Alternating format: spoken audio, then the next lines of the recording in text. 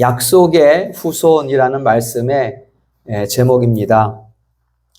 우리에게는 선택과 유기라 하는 교리적 용어가 있습니다.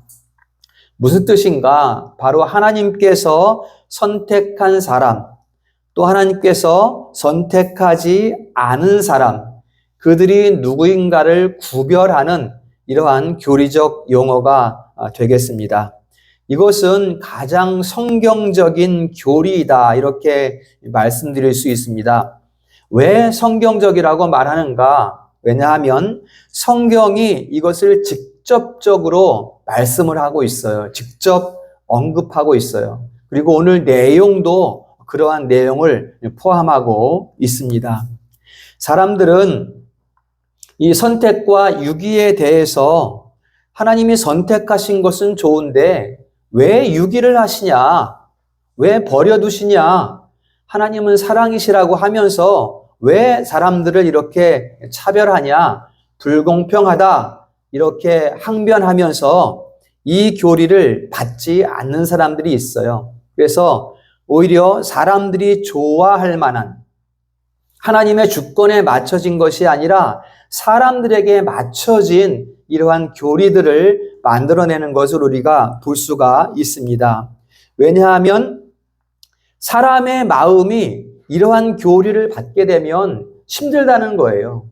힘들기 때문에 사람의 마음을 만족시킬 만한 교리들을 만들어내는 거예요. 예를 들면 보편 구원, 세상의 모든 사람들은 다 선택받은 사람이다 라고 한다든지, 또 선택과 유기 가운데 선택은 받을 수 있지만 유기는 받을 수 없어라고 유기 교리는 내버리는 이런 사람들이 역사상 많이 있었다는 것을 우리가 알 수가 있습니다.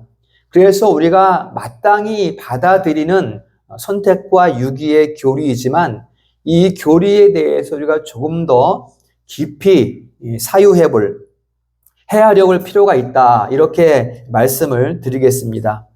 유기라는 말이 버려졌다, 놔뒀다 이런 의미이기는 하지만 하나님이 괜히 죄 없는 사람을 막 끌어내려서 지옥 형벌에 가게 하는, 고생하게 하는 그런 의미가 아니라는 것입니다. 선택받은 자이든 유기된 자이든 전부 다 그냥 두면 다 멸망할 수밖에 없는 상태예요.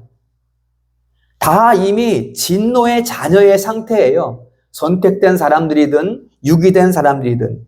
그런데 그런 진노의 자녀의 상태 가운데 있는 사람들 중에 어떤 일부를 하나님께서 무조건적 은혜로, 값 없는 은혜로 선택해 주셨다는 거예요. 이게 선택과 유기의 교리입니다. 다 죽을 수밖에 없지만 하나님께서 어떤 사람들을 사랑하셔서 누구인지는 모릅니다. 그 사랑하신 사람들을 건져내 주신 것. 이게 선택과 유기의 교리라는 것입니다. 그래서 우리가 로마서 8장 30절에서 구원의 서정, 구원의 과정을 이야기할 때 가장 먼저 어떻게 시작됩니까? 하나님께서 미리 정하시고 이렇게 말씀하거든요. 언제 미리 정하신 거예요? 창세 전에, 오늘 11절 말씀에도 나오지만 우리가 나기 전에, 이 세상에 있기 전에 미리 선택하셨다. 그 선택하신 자들을 역사상 부르셨고 그 부르신 자들을 의롭다 하셨고 의롭다 하신 그들을 영화롭게 하신다. 이것을 우리가 아멘으로 받는 거예요. 가장 먼저 어떻게 시작돼요? 선택으로 그 구원의 과정이 시작되고 있다는 것을 우리가 볼 수가 있습니다. 그렇기 때문에 이 하나님의 무조건적 선택에 대한 아멘이 없으면 그 뒤에 이어지는 구원의 과정이 다 무너지는 거예요. 선택된 사람이 없는데 누구를 부르실까요? 하나님께서 그렇게 생각 없이 일하시는 분이 아니시거든요. 다 작정하신 일을, 창세전에 작정하신 일을 역사상 이루어 가시는 분이기 때문에 그 작정 가운데 선택한 자들을 역사상 부르시는 거지요. 이것에 대한 아멘이 우리 가운데 있어야 하는 것입니다. 따라서 구원의 핵심은 하나님의 선택에 있다라는 것을 우리가 꼭 기억을 해야 되겠습니다. 그러면 누가 선택된 백성인가? 창세 전의 선택에 대해서는 우리가 헤아릴 수 없어요. 우리가 있지도 않았기 때문에 헤아릴 수가 없어요. 하나님의 영역입니다. 또 모든 구원의 과정이 하나님의 영역이에요. 다만 우리가 알 수 있는 것은 성경을 통해서 확인할 수 있습니다. 하나님께서 우리 수준에 맞추어서 알게 해주신 성경이잖아요. 성경을 통해서 어떤 사람을 선택하셨는가, 어떤 사람을 내버려 두셨는가, 곧 유기하셨는가, 이것을 우리가 알 수 있다는 것입니다. 바로 오늘 13절 말씀이에요. 본문에 보면 내가 야곱은 사랑하고 에서는 미워하였다. 여기서 사랑했다, 이것이 선택을 의미하고요. 미워했다, 이것이 유기를 의미하는 그러한 말씀이 되겠습니다. 그러면 야곱은 누구이고 에서는 누구인가 알아야 되겠죠, 그렇죠? 야곱과 에서는 이삭과, 오늘 본문에 등장하는 이삭의 씨라고 할 때 그 이삭과 이삭의 아내 리브가 사이에 난 쌍둥이 아들입니다. 순서적으로는 에서가 형이고 야곱이 동생이에요. 그러나 하나님께서는 야곱을 사랑하셨고 에서는 미워하셨다. 곧 야곱을 선택하시고 에서는 선택하지 않으셨다. 이렇게 말씀하고 있어요. 그래서 에서는 이 땅 가운데 살아가면서 하나님의 은혜를 누리지 못해요. 그런데 야곱은 하나님의 선택 가운데 있기 때문에 하나님의 은혜를 누리며 이 땅을 살아가고 그 후손 가운데에서 그리스도가 탄생하는 큰 은혜를 베푸신 것을 우리가 성경을 통해서 알 수가 있습니다. 그러므로 선택된 백성이 누구냐 할 때 바로 야곱의 후손을 말하는 거예요. 에서의 후손이 아니라 야곱의 후손이 선택된 백성입니다. 그런데 우리가 야곱의 후손 이렇게 말하지는 않죠. 어떻게 우리가 말합니까? 이스라엘의 자손 이렇게 말합니다.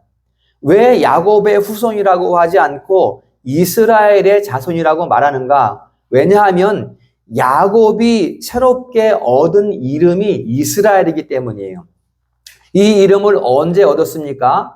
삼촌 라반의 집에서 고향으로 돌아올 때 야복강에서 여호와의 사자와 씨름하여 이겼다. 하나님께서 이겼다 인정해 주신 거죠. 그렇죠? 거기에서 하나님께서 주신 이름이 바로 이스라엘입니다.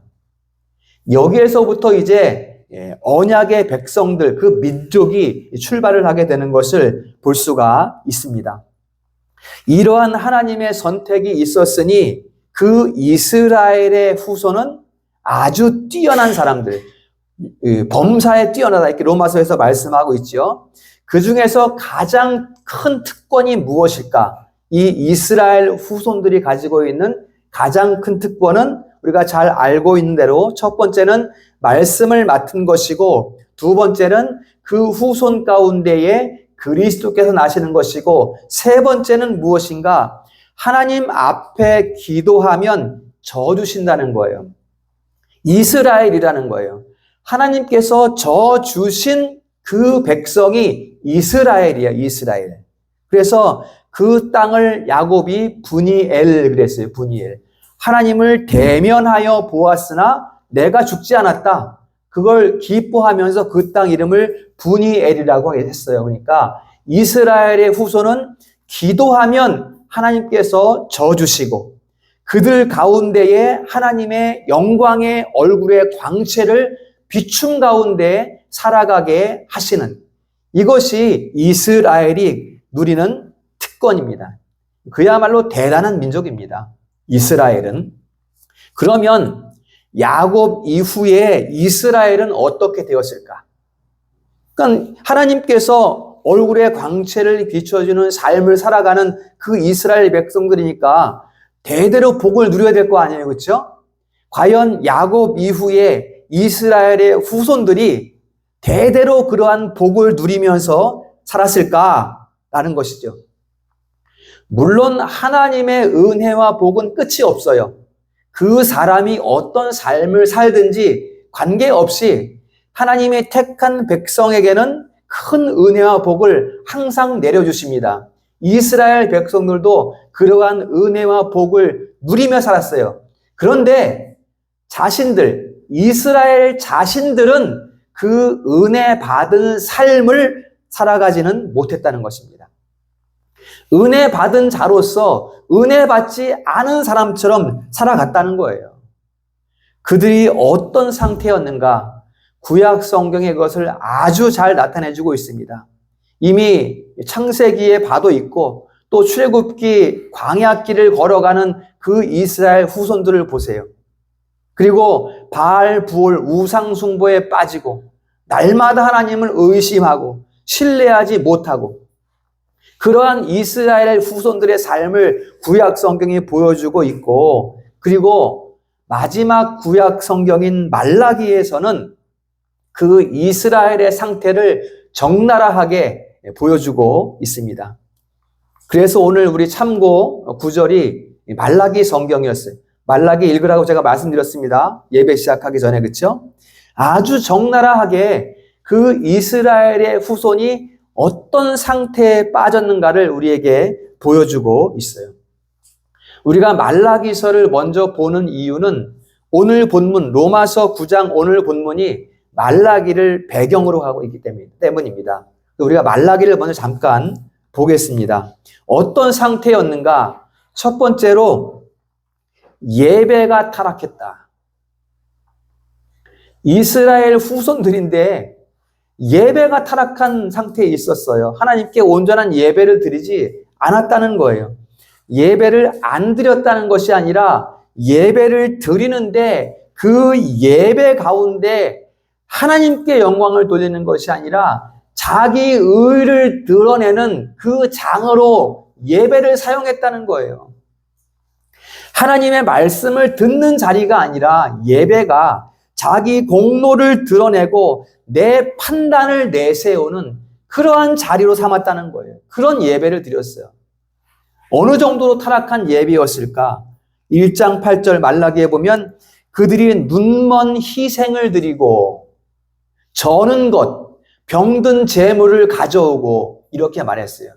아주 그야말로 성전 마당만 더럽히는 타락한 예배, 형식적인 예배에 빠져 있다는 것입니다. 그러다 보니까 어떻게 돼요? 말라기 3장에 가면 그들이 11조, 하나님 것을 도둑질했다. 이렇게 말씀합니다. 그러니까 예배가 타락하니까 11조를 도둑질하는 일은 그냥 저절로 생기게 되는 거예요.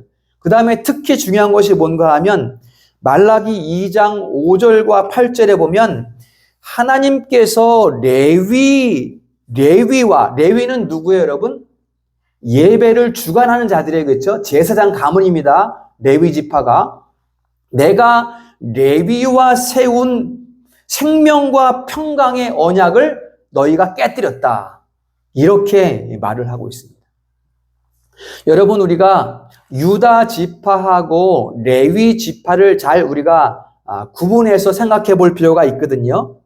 여러분, 유다 지파는 왕의 홀이에요. 왕가입니다. 거기에서 예수 그리스도 메시아가 탄생을 합니다. 왕의 홀. 여러분, 그렇지만 그 하나님의 나라가 확장되는 것, 이걸 잘 구분해야 되거든요. 하나님께서 예수 그리스도를 탄생하게 하시는 그 유다 지파, 거기에서 나온 왕이 하나님 나라를 확장시키는 것이 아니라는 거예요. 그 왕이 하나님께서 세우신 왕이니까 그 왕이 칼을 들고 나가서 전쟁을 해서 땅을 빼앗아서 확장시키는 것이 하나님의 나라가 아니에요. 그러면 하나님의 나라는 어떻게 확장되는 것인가? 여러분, 구원론적으로 보면 유다에게서 왕의 홀이 나오지만 그 왕의 나라가 평강과 생명을 누리고 확장되고 견고해지는 것은 레위와 세운 언약을 통해서 확장됩니다. 이걸 우리가 잘 구분해 볼 수 있어야 돼요. 예수 그리스도께서 그것을 성취하신 거예요. 율법을 성취하셨다는 것이 그 의미예요. 무엇을 성취했습니까?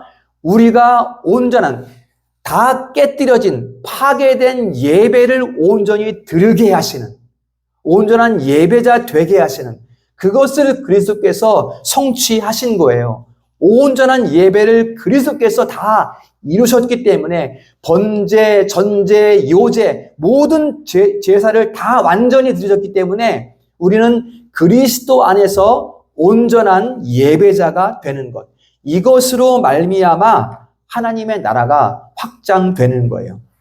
그렇기 때문에 하나님께서 이스라엘 후손과 세우신 최고의 법, 바로 예배의 언약입니다. 예배의 언약. 이 예배의 언약 가운데에 하나님의 나라가 확장되는 거예요. 여러분, 다윗이 왕이 되었지만 다윗이 칼을 잘 쓰고 전쟁을 잘해서 강성한 거대한 왕국을 이룬 것입니까? 절대 그렇지 않습니다, 여러분. 다윗은 예배자였어요. 하나님을 지극히 사랑하는 사람이었어요.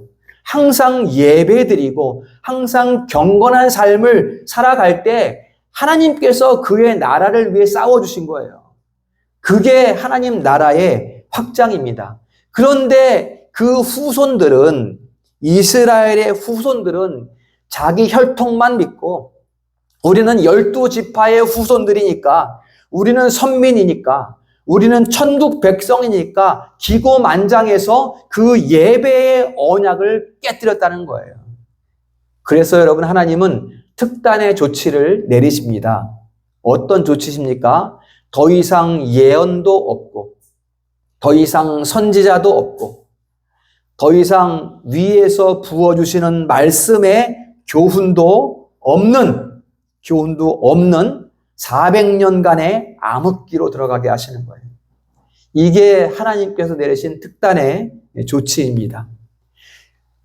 예배가 무너지니까 선지자도 없고 더 이상 부어주시는 말씀도 없는 400년의 암흑기, 이러한 하나님의 진노가 어디에서 기원했어요? 바로 레위와 세운 나의 언약, 예배의 언약을 깨뜨림으로 말미암아 하나님의 진노가 이 땅 가운데 임하는 것을 우리가 볼 수가 있습니다. 두 번째, 어떤 상태였는가? 말라기 2장 10절 이하에 보면 이방 신의 딸과 결혼했다, 이렇게 말해요. 이방 여인과 결혼했다, 이렇게 말하지 않고요. 이방 신의 딸과 결혼했다, 이렇게 말을 합니다. 현대에는 외국인과 결혼하는 것이 문제가 되지 않습니다. 그러나 이 구약 시대 때 이방 여인과 혼인한다는 것이 무엇을 의미하는가? 아까 말씀드린 대로 이방 신의 딸과 결혼했다. 뭡니까? 곧 하나님께 드리는 예배가 파괴되는 것을 의미해요. 그래서 이방 신의 딸과 결혼했다 그러는 거예요. 북이스라엘의 아합 왕이 이방 여인 이세벨을 왕비로 삼으니 그 거룩한 땅에 바알과 아세라라는 이방 신들이 들어온 거예요.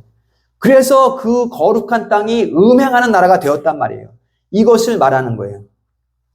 여러분, 우리가 이 시대에 가문이나 혈통 때문에 결혼하는 것을 우리가 막지는 않아요. 부모들이, 그렇죠?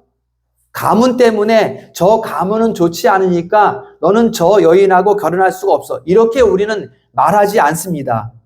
그러나 우리는 분명히 알 것은 무엇인가 하면 믿음의 자녀와 결혼하는 것이 하나님의 뜻이라는 거예요. 이게 교회의 질서입니다. 하나님을 섬기지 않는 상대라면 그를 전도해서, 복음의 도를 전해서 그가 믿은 다음에 그와 결혼하는 것, 이것이 여러분 교회의 질서입니다. 그런데 이스라엘은 2장 11절 말라기에 보면 여호와의 성결을 욕되게 하였다, 이렇게 말합니다. 이방신을 들여왔다는 거예요. 아무 여인하고 막 결혼했다는 거예요. 다른 종교를 가지고 있는 여인과 결혼했다는 거예요. 이스라엘의 후손들이 그렇게 했다는 것입니다. 그 다음에 세 번째로 어떤 상태였는가? 아주 패역한 일을 저지르고 있는데 3장 말라기 15절 보면은 그들은 교만한 자가 복되고 이렇게 말했다는 것입니다. 교만한 자가 복되고 악을 행하면 번성하고 이렇게 말했어요. 그리고 하나님을 시험하는 자가 화를 면한다. 이런 말을 했어요. 이스라엘 후손들이. 무슨 얘기입니까 이게? 자기 이득, 자기의 명성을 위해서는 거짓말하고 속여서 빼앗고 사람들을 멸시하는 일들을 서슴지 않고 했다는 거예요. 이게 여러분 교만이잖아요, 이게. 그렇죠? 막 거짓말하고 내 것을 만들기 위해서, 내가 높은 자리에 올라가기 위해서 다른 사람들을 모함해서 내 명성을 높이고 백성들을 미혹해서 자기 권세를 높이고 백성들을 자기 사람으로 만들기 위해서 국가의 안위, 나라의 안위는 관심도 없는 아주 교만한 사람들이잖아요, 이게. 그렇게 이스라엘 사람들이 살았다는 거예요. 그게 마지막 이 구약 시대의 마지막 이스라엘 후손들의 모습이었습니다. 무엇보다 패역한 것은 하나님을 시험하는 자가 화를 면한다. 이게 무슨 말인가 하면 너 그렇게 하나님 열성적으로 믿다가는 니네 집에 화가 미친다. 너 하는 일 제대로 안 될 거야. 이렇게 말했다는 의미예요, 이게. 요즘에 이런 사람들 많이 있죠. 너 하나님 갑자기 믿으면 너 분명히 다친다. 너 교통사고 날 거야. 이런 말들을 했다는 거예요. 누가요?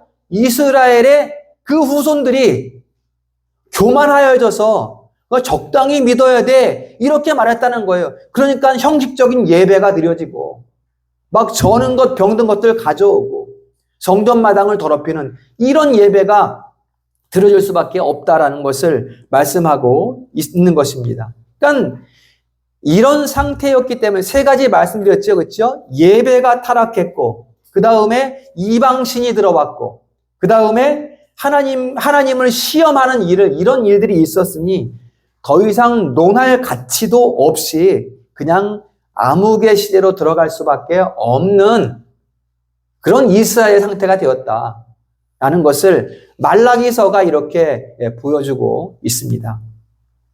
그런데 여기에 하나님의 또 한 번의 긍휼과 큰 은혜가 비추어지니 첫 번째 은혜는 뭐였어요? 에서는 놔두고 야곱을 택해서 이스라엘이라는 이름을 주시는 그 은혜가 있었음에 첫 번째 은혜가 있었는데 두 번째 이 마지막 말라기 시대에 그 두 번째 은혜를 우리에게 예언해 주고 있습니다. 어떤 은혜의 약속입니까? 야곱을 조건 없이 무조건적으로 선택하셨듯이 또다시 한번 무조건적 선택을 우리에게 약속하고 있습니다.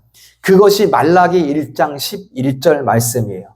한번 읽어보겠습니다. 말라기 1장 11절 말씀 읽습니다.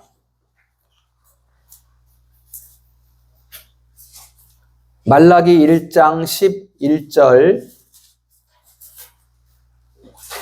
이렇게 참고 구절들은 여러분들이 싹 살짝 표시를 해놓으세요. 표시를 해놨다가 바로 여기 찾을 수 있게.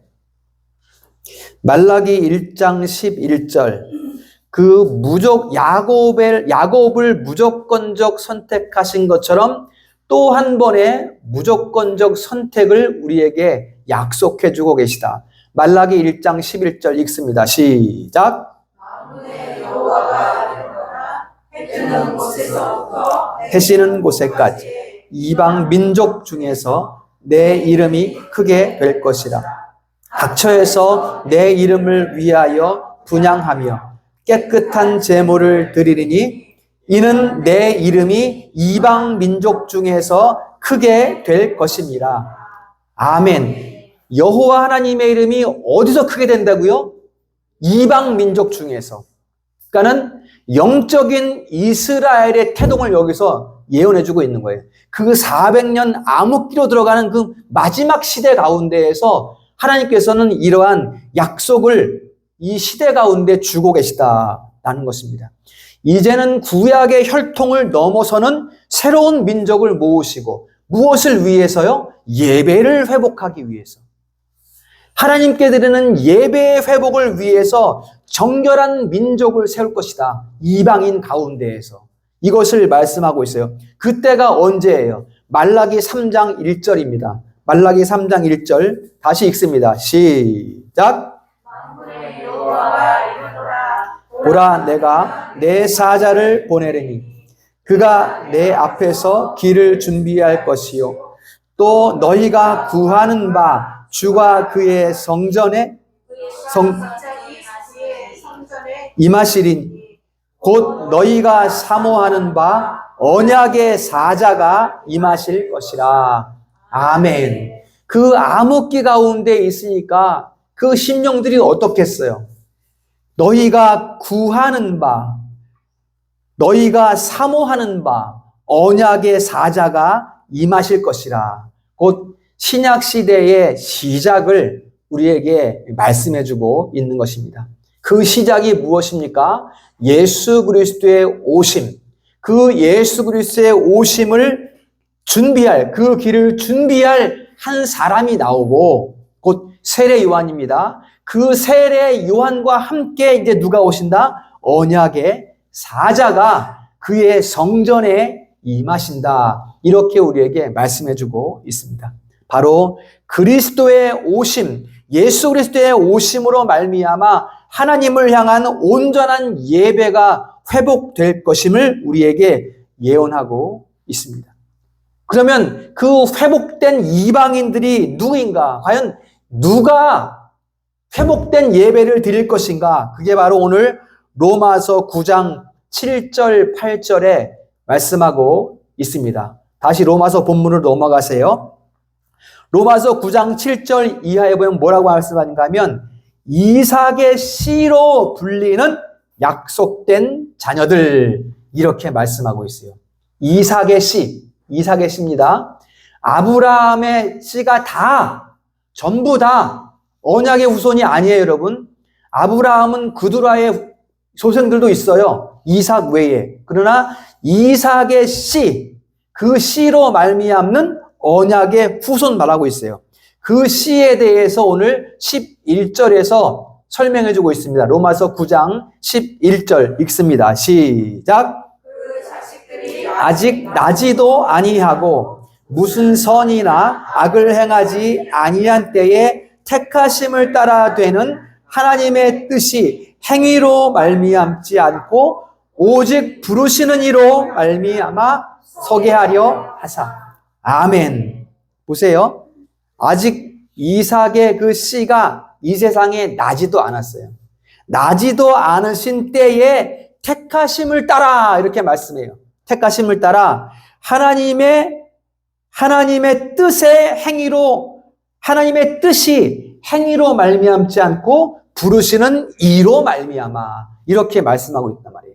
이게 무조건적 선택이에요, 여러분. 이게 무조건적 선택을 말하고 있습니다. 바로 창세 전에, 세상이 있기 전에, 내가 태어나기도 전에 삼위일체 하나님의 구원 약속 그 가운데에서 무조건적으로 선택된 거예요. 그게 누굽니까, 여러분? 바로 여기에 앉아 계신 우리 성도들이신 것을 믿으시기를 축원합니다. 그렇기 때문에 더 이상 선택과 유기에 대해서는 항변할 수 없어요. 다른 이유를 달 수가 없어요. 왜 하나님은 왜 어떤 사람 선택하고 어떤 사람 내버려 두십니까? 말할 이유가 없어요. 하나님이 기뻐하시는 그 뜻에 따라 이 세상에 나기도 전에 이미 선택한 자들이라고 성경은 우리에게 말씀해주고 있습니다. 그 신약 시대의 그 온전한 예배를 드릴 자들이 바로 여러분들이고, 여러분들이 바로 그 이삭의 씨앗이고, 여러분들이 바로 온전한 예배를 드림으로 하나님께 영광을 올려드릴 그 약속의 후손이다. 믿으시기를 축원합니다. 여러분, 우리가 하나님의 선택 가운데 부르심을 받고 예배를 위해서 부르심을 받은 거예요. 그 가운데 부르셨다는 것에 대해서 우리가 예배자가 되는데 어떤 갖춰야 될 조건이 있습니까? 없습니까? 없어요. 너는 똑똑하니까, 너는 공부 많이 했으니까 내가 너 예배자로 세울게. 이런 거 조건 없어요, 여러분. 아무것도 없어요. 무조건적 선택 가운데 우리가 부르심을 받은 거예요, 여러분. 엄청난 은혜잖아요, 여러분. 야곱을 그냥 무조건적으로 선택했듯이 우리를 야곱의 자리에 세우셔서 무조건적 선택하심으로 말미암아 온전한 예배를 드리는 하나님의 찬미의 도구로 사용하시는 이러한 은혜를 우리에게 베푸셨다라는 것입니다. 그러므로 그래도 나는 그래도 어릴 때부터 좀 선한 게 있었어. 다른 친구들하고 다르게 나는 좀 선한 모습이 있었어. 그것 때문에 하나님께서 나를 선택하신 거야. 혹여 이런 생각이 요만큼이라도 있으면 그런 생각은 머릿속에서 싹 지워버리셔야 돼요. 조건 없습니다. 나의 의 없습니다. 나의 공로 없습니다. 하나님은 우리의 어떠함을 보시고 선택한 것이 아니라 무조건 하나님이 기뻐하심으로 말미암아 따라하십니다. 그 기쁘신 뜻대로 그의 기뻐하심을 따라 그의 뜻의 결정대로 아멘. 이게 에베소서 1장에 쭉 나타난단 말이에요. 아무 조건 없이 무조건적으로 하나님의 기뻐하시는 그 뜻을 따라 삼위 하나님 약속에 따른 그 결정에 따라 우리가 선택되었다. 이것을 말씀하고 있습니다. 그러므로 여러분, 에서를 미워했다는 것에 대해서 왜 그렇게 하셨어요? 조건을 찾지 마십시오. 아무런 조건이 없어요. 야곱을 사랑하셨다는 것에 대해서 조건을 찾지 마십시오. 아무런 조건이 없어요. 그냥 하나님께서 기뻐하시는 그 뜻 가운데 야곱을 사랑하신 거예요. 세상을 지으신 분이 거기에 대해서 피조물 된 사람이 무엇을 항변할 수 있겠습니까? 그럴 수 없다라는 것을 말씀을 통해 우리가 확인할 수 있습니다. 혈통도 아니에요. 그 가문에, 믿음의 가문에 이런 오해를 많이 하시는 분들이 있는데 그 가문하고 관계없어요, 선택하고는. 그 믿음의 가문에 태어났기 때문에 나를 선택하신 거 아니에요. 하나님께서 그 가문의 어떤 계대에 따라서 은혜의 약속을 더하시는 하나님의 섭리는 있어요. 그러나 그것이 구원의 조건은 아니라는 것입니다. 요한복음 1장 12절 13절에서 하나님의 자녀가 되는 권세는 혈통이나 육적으로 사람의 뜻으로 되는 것이 아니라 뭐라 그래요? 오직 하나님께로서 난 자들이니라. 이렇게 말씀하고 있는 것을 우리가 볼 수가 있습니다. 특별히 하나님께서는 하나님의 선택과 그 은혜가 무조건적이다라는 것을 우리에게 말씀하시기 위해서 예수 그리스도께서 어떤 사람들을 찾으시고 어떤 사람들을 만나셨는가라는 것을 우리에게 복음서에서 보여주고 있습니다. 이거 여러분 잘 기억하셔야 돼요. 예수님께서 누구를 만나셨는가? 누구를 찾아다니셨는가? 세리, 창녀, 병든 자, 맹인, 심지어는 거라사 미친 사람까지 찾아갔어요, 예수님께서. 그들이 택한 백성이라는 거예요, 그들이. 예수님이 십자가에 달리셨을 때 좌우편에 달린 강도 중에 어떤 한 강도, 그를 선택하셨다는 거예요, 창세전에 하나님께서는. 그들이 구원받을 백성이라는 거예요, 여러분. 이것이 하나님의 사랑입니다. 이것이 은혜예요. 그러니까 내가 너 사랑했으니까 너도 나 사랑해줘. 이것은 온전한 사랑이 아니에요. 하나님의 사랑은 그런 사랑이 아니에요. 그냥 아파하고 애통하는 심령을 찾아가서 그들을 안아주시고 그들을 위로하시는 것이 하나님의 사랑인 것입니다. 오늘날 이 세상은 너무나 공로주의적 세상, 정말 잔인할 정도로 어떤 사람은 좋은 가문에서 났으니까 금수저고 어떤 사람은 가난하게 태어났으니까는 흙수저고 이렇게 세상이 사람을 구분 지으면서 조건적인 삶의 형태를 만들어 간단 말이에요. 이 세상이. 아주 잘못된 거예요, 여러분. 이것은 아주 극명한 공로주의 세상, 계급사회, 자유사회라고 하지만, 자유민주주의라고 하지만 그 속을 들여다보면 오히려 아주 체계적으로 계급화되어 있는 그런 세상을 사람들이 만들어가고 있다는 것입니다. 그러나 우리가 기억할 것은 주님께서, 예수님께서는 그러한 세상 가운데에 은혜를 선포하셨습니다. 누구를 위해서? 그 가운데 있는 애통하는 자들을 위해서. 금수저 흙수 없다는 거예요. 예수님께서는 그들을 찾아다니신 것은, 그 약한 자들을 찾아다니신 것은 금수저 흙수저 그런 거 없다는 거예요. 내가 오늘날 너를 낳았도다. 누구를 낳았도다? 너를. 오늘날 내가 너희 전부를 낳았다. 이게 아니에요. 너를 낳았다. 너를. 내가 너를 사랑했다. 내가 너를 택했다. 내가 너를 기뻐한다. 이렇게 말씀하고 있어요. 너를. 그 인류 중에서 어떤 자들이잖아요. 너라고 했으니까. 너라고 했으니까. 그 중에 너를 이렇게 말씀한단 말이에요. 그 중에 너를. 그렇기 때문에 하나님의 선택과 부르심은 그 특성상 다수일 수가 전체일 수가 없어요. 소수입니다. 소수. 적은 자들을 부르신 거예요. 적은 자들을. 공로주의가 만연한 세상 가운데에서 그 세상을 바라보며 애통해하고 그 세상 때문에 눈물 흘리고 천국을 소망하면서 땀 흘려 눈물로 씨앗을 뿌리는 그들을 하나님께서 선택하신 자들, 그들이 바로 하나님께서 부르신 자들이라는 것입니다. 여러분, 여러분들의 삶이 외롭고 곤고하고 아프고 눈물 짓는 세상이라고, 그런 삶이라고 해서 여러분들 결코 슬퍼할 것이 아닙니다. 내가 슬프니까 나는 사람의 위로가 필요해. 사람의 위로를 찾지 마십시오.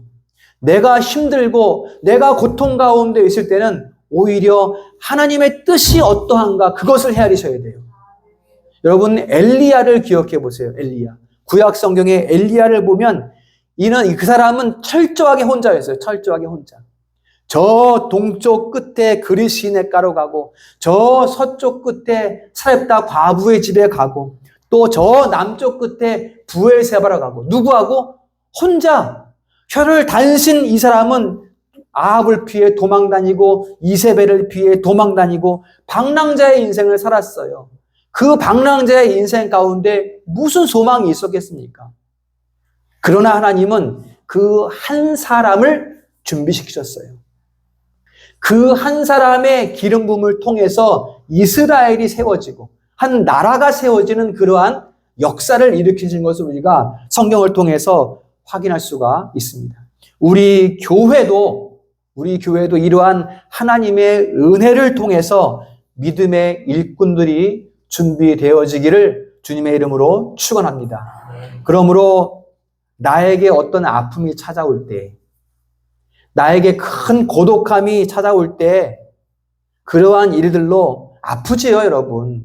눈물 나지요. 왜 눈물 안 나겠어요? 그러나 그러한 때에 말씀드린 것처럼 사람을 찾지 마십시오. 여호와 앞에 무릎을 꿇으시기를 축원합니다. 그렇게 하기 위해서 내가 무릎을 꿇음으로 말미암아 회복된 예배를 드리게 하시기 위해서 우리를 부르신 거잖아요. 그 아픔이 곧 나를 부르신 것이라는 것을 꼭 기억하시기를 주님의 이름으로 축원합니다. 우리는 약속의 후손들이기 때문에 하나님의 뜻을 항상 헤아리셔야 돼요.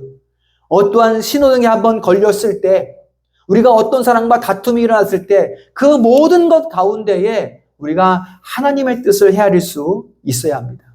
하나님께서 우리를 선택하셨으니 약속의 말씀을 우리에게 부어주셨고 그 말씀으로 우리를 불러주셨으며 우리를 야곱의 자리에 세우셔서 영적 이스라엘이다. 이런 이름을 우리에게 하나님께서 주셨다는 것입니다. 여러분들이 무조건 선택받은 약속의 후손인 것을 꼭 기억하십시오. 이것이 우리 신앙의 제일 첫 번째 원리가 되셔야 돼요.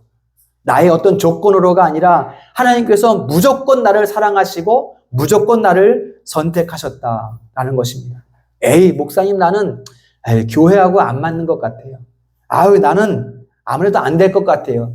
이것은 그 무조건적 선택에 대한 믿음이 없어서 그래요. 내 모습 관계없어요. 여러분, 예수님하고 맞는 사람이 누가 있습니까? 예수님은 하나님이신데 그 예수님과 그 마음이 삶이 합치된 사람이 누가 있겠어요? 교회의 이 거룩한 예배의 처소, 하나님의 임재가 계신 거룩한 처소에 맞는 사람이 누가 있겠어요? 아무도 맞는 사람 없어요. 다만 하나님의 긍휼하심을 입은 사람들, 어떻게? 하나님께서 창세전에 선택하심으로 말미암아 긍휼하심을 입은 사람들이 교회에 나오는 거예요. 그들이 누구다? 그들이 바로 우리들인 거예요. 내 조건은 절대 보지 마십시오.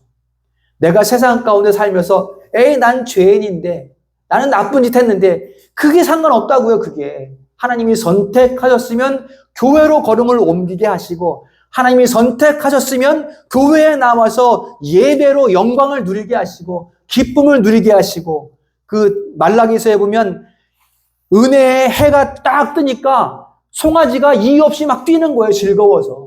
그것을 회복된 백성의 예배를 그렇게 말라기서에서 묘사하는 것을 우리가 볼 수가 있습니다.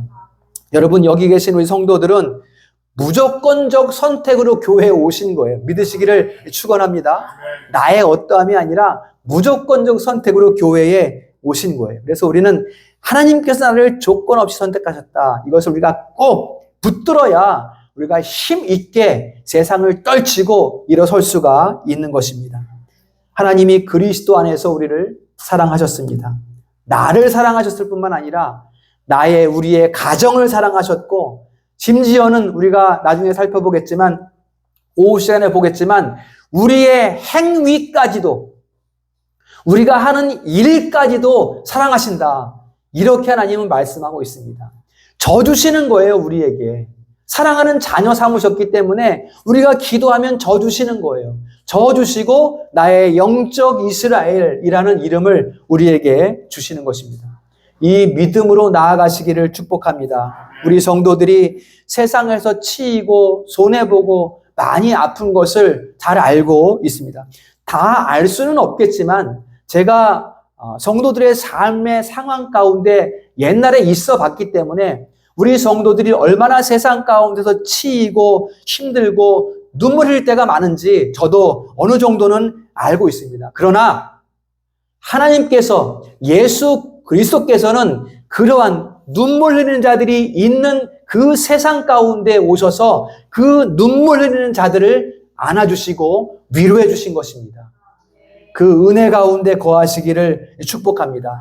다시 일어서서 승리의 걸음을 걸어가는 우리 성도들 될 수 있기를 주님의 이름으로 축원합니다. 말씀을 맺겠습니다. 구약 마지막 시대 하나님의 진노를 일으키는 세 가지 요인이 있었습니다. 그 첫 번째가 예배의 타락이고요. 두 번째는 이방신의 유입이고요. 세 번째는 하나님을 시험하는 일이, 교만한 자들에 의해서 하나님을 시험하는 일들이 횡행하고 있었다. 그때에 하나님의 진노가 임했다라는 것이고요. 그렇기 때문에 하나님은 이방 민족 중에서 예배를 회복할 백성을 일으키시겠다. 이렇게 예언의 말씀을 주셨고요. 그들이 누구인가? 오직 여호와의 이름을 경외하는 자.